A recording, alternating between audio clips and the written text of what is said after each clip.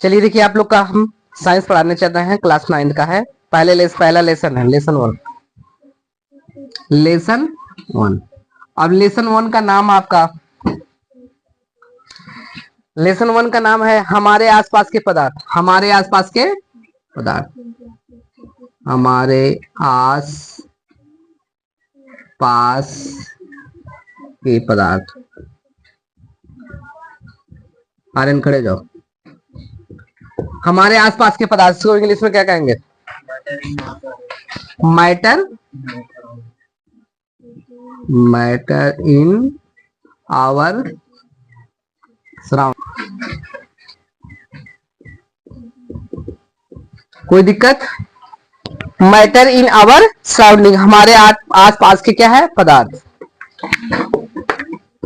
अब देखिए, इसमें पहले सबसे पहले पदार्थ के बारे में हम बताए हुए हैं आपके। पदार्थ को ब्रह्मांड में पदार्थ कितने भागों में बांटा गया?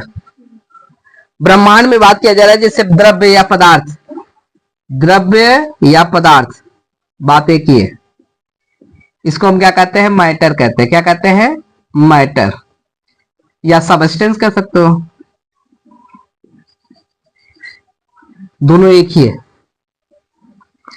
अब पदार्थ की बात किया जा रहा है। पदार्थ को ब्रह्मांड में कितने भागों में बांटा गया? 2। ठीक है, पदार्थ में यह बात किया जा रहा है ब्रह्मांड के 2 प्रमुख अवयव। ब्रह्मांड के 2 प्रमुख अवयव कौन कौन से? ब्रह्मांड में 2, ठीक है, ब्रह्मांड में 2 प्रमुख अवयव कौन कौन से हैं? द्रव्य और ऊर्जा। द्रव्य और ऊर्जा, 2 प्रमुख अवयव।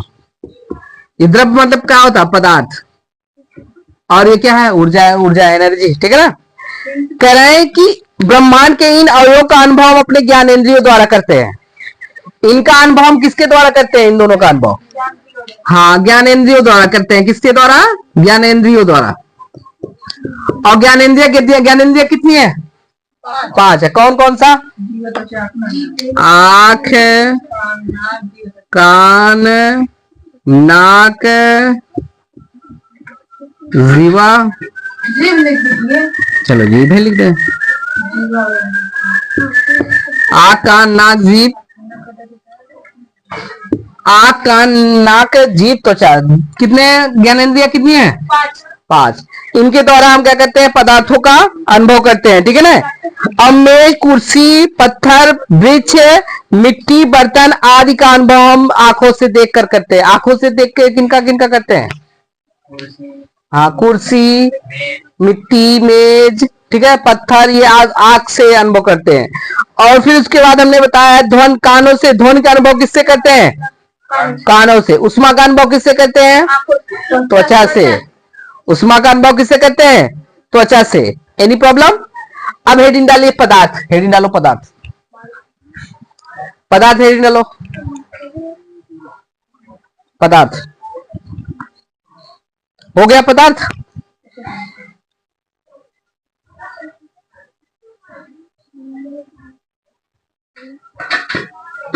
देखो, वह वस्तु जो स्थान घेरती है, वह वस्तु जो स्थान घेरती है, वह वस्तु जो स्थान घेरती है, हो गया, जिसमें द्रव्यमान होता है। वह वस्तु जो स्थान घेरती है जिसमें द्रव्यमान होता है, वह वस्तु जो स्थान घेरती है जिसमें द्रव्यमान होता है, वह वस्तु जो स्थान घेरती है जिसमें द्रव्यमान होता है, जिसका अनुभव हम अपने ज्ञानेंद्रियों द्वारा, जिसका अनुभव हम अपने ज्ञानेंद्रियों द्वारा, जिसका अनुभव हम अपने ज्ञानेंद्रियों द्वारा करते हैं। वह वस्तु जो स्थान घेरती है जिसमें द्रव्यमान होता है, जिसका अनुभव हम अपने ज्ञानेंद्रियों द्वारा करते हैं, उसे हम पदार्थ कहते हैं। उसे हम पदार्थ कहते हैं।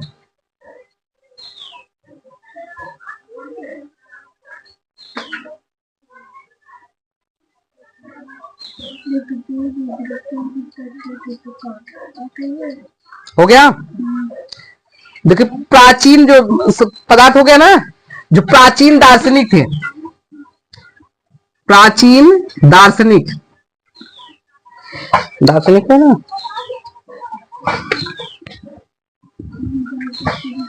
दार्शनिक, ठीक है, भारतीय जो प्राचीन दार्शनिक थे और आधुनिक वैज्ञानिक, आधुनिक वैज्ञानिक।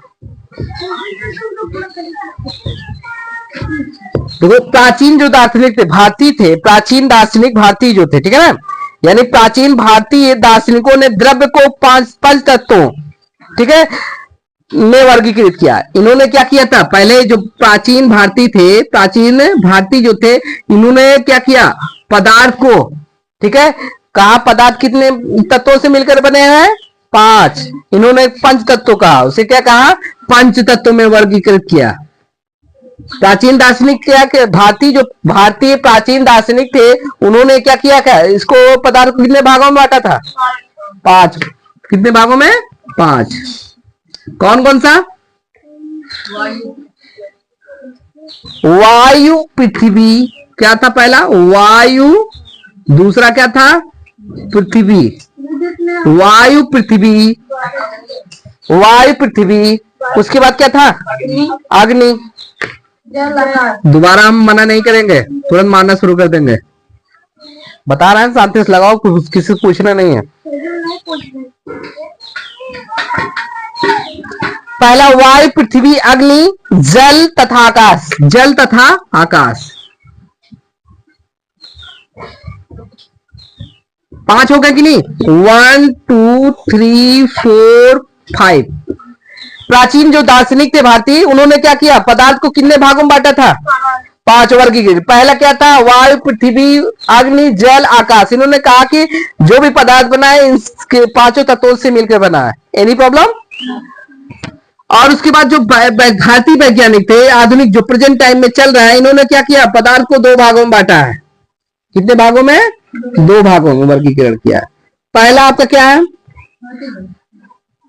भौतिक के आधार पर, किसके आधार पर, भौतिक के आधार पर, और दूसरा रसायन के आधार पर, रसायन के आधार पर। अब भौतिक के आधार पर इन्होंने क्या किया, 3 भागों में बांट दिया। क्या क्या, ठोस, ठोस, दूसरा क्या था, द्रव, और तीसरा क्या है, गैस।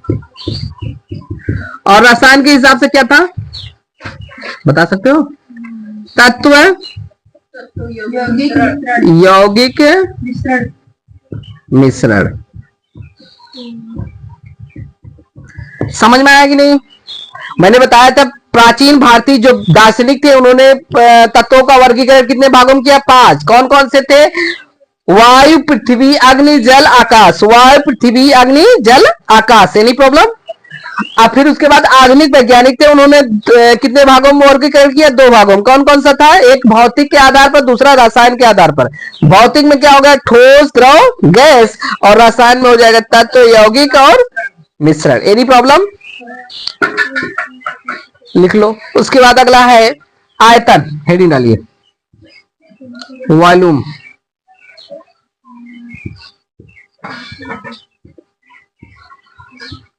आयतन, आयतन लिखो।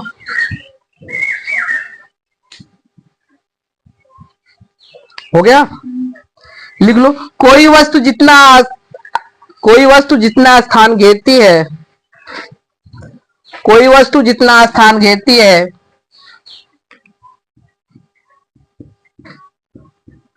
कोई वस्तु जितना स्थान घेरती है,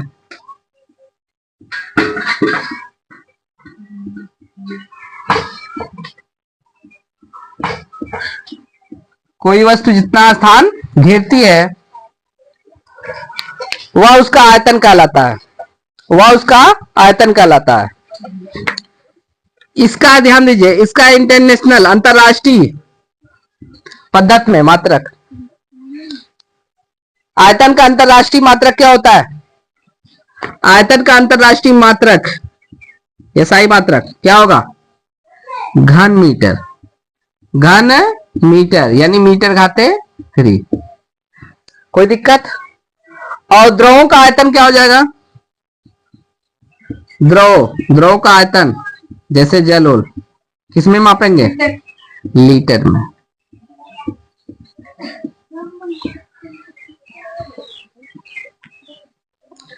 हो गया। आयतन किसे कहते हैं, आया? कोई वस्तु जितना स्थान घेरती है वह घेरा हुआ स्थान उसका क्या कहलाता है? आयतन। इसका अंतरराष्ट्रीय मात्रक क्या होता है? बोलो। घन मीटर, यानी मीटर घाते 3। अगर द्रव को मापा जाए, द्रव का आयतन क्या हो जाएगा? द्रव का मात्रक लीटर। द्रव को किसमें मापेंगे? लीटर में। 1 मीटर में कितना सेंटीमीटर होता है? यहां लिख लीजिए, क्योंकि 1 मीटर क्यूब बराबर कितना हो जाएगा? 10 घाते 6 सेमी क्यूब। Any problem? अब 1 लीटर की बात की जाए, यहां पे आवाज ना करो। 1 लीटर में कितना होगा? कितना सेमी होगा? 1000। हाँ, 1 लीटर की बात किया जा रहा है। 1 लीटर में 1000 सेमी क्यूब होगा। 1000 सेमी क्यूब हो जाएगा। फिर 1 मीटर क्यूब में, 1 मीटर क्यूब में, अब 1 मीटर क्यूब की बात किया जा रहा है तो 1000 लीटर। 1 मीटर क्यूब में कितना होगा? 1000 लीटर।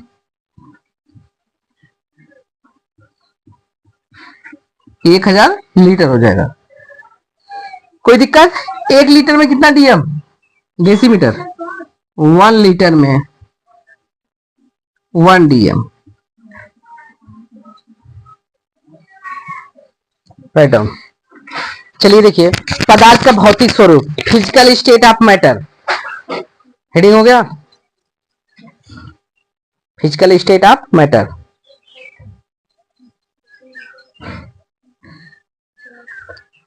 देखिए, सभी पदार्थ अति सूक्ष्म कणों से मिलकर बने होते हैं।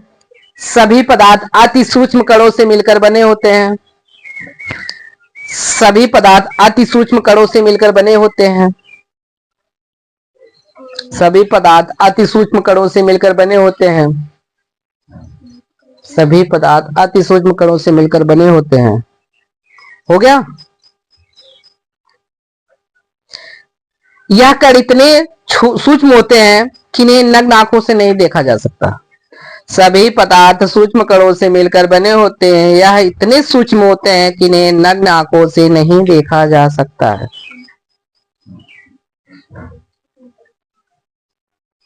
इन्हें नग्न आंखों से नहीं देखा जा सकता है। हो गया?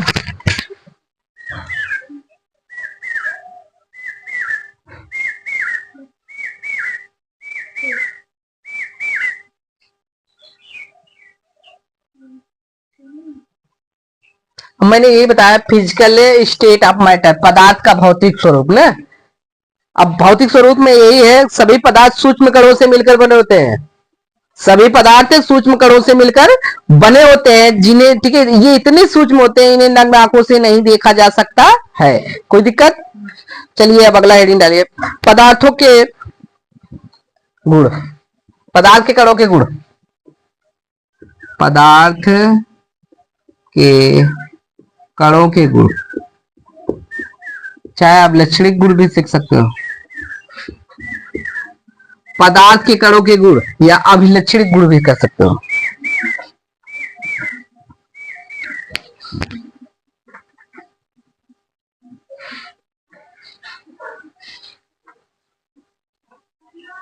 हो गया?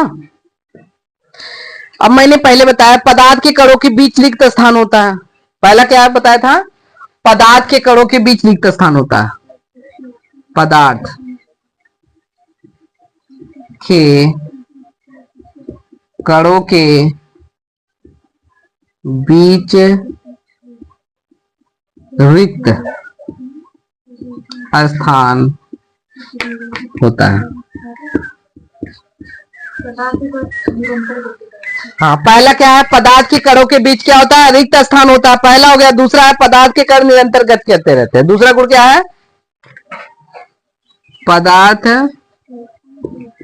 के कण निरंतर गति करते रहते हैं। गति करते रहते हैं। पहला ये हमने बताया पदार्थ के कणों के बीच रिक्त स्थान होता है। दूसरा है पदार्थ के कण निरंतर गति करते रहते हैं। तीसरा बताया है दो भिन्न पदार्थों का अपने आप दो भिन्न पदार्थों का स्वतः मिलना विसरण कहलाता है। विसरण है कि विसरण? विसरण कहलाता है, विसरण कहलाता है। कोई दिक्कत? पदार्थ के पहला क्या है? पदार्थ के कणों के बीच रिक्त स्थान होता है। पदार्थ के कणों के बीच रिक्त स्थान होता है, इसे हम क्या कहते हैं? अंतराणविक स्थान या अवकाश भी कहते हैं। ठीक है, इंटरमॉलिक्यूलर स्पेस। दूसरा है पदार्थ के कण निरंतर क्या होते हैं? गति करते रहते हैं। तीसरा है दो भिन्न पदार्थ का आपस में मिलना क्या कहलाता है? विसरण कहलाता है। क्या कहलाता है? विसरण। पदार्थ के कण एक दूसरे से आकर्षित करते हैं। पदार्थ के कण एक दूसरे को क्या करते हैं? आकर्षित करते हैं। तीसरा है पदार्थ के कण। चौथा है पदार्थ के कण निरंतर है, निरंतर है, निरंतर गति करते रहे। पदार्थ के कण निरंतर है बच्चे। चलो ऐसे लिख लो, सही है ना? निरंतर। अब दूसरा अगला, पदार्थ के कण एक दूसरे को आकर्षित करते हैं। पदार्थ के कण एक दूसरे को आकर्षित करते हैं,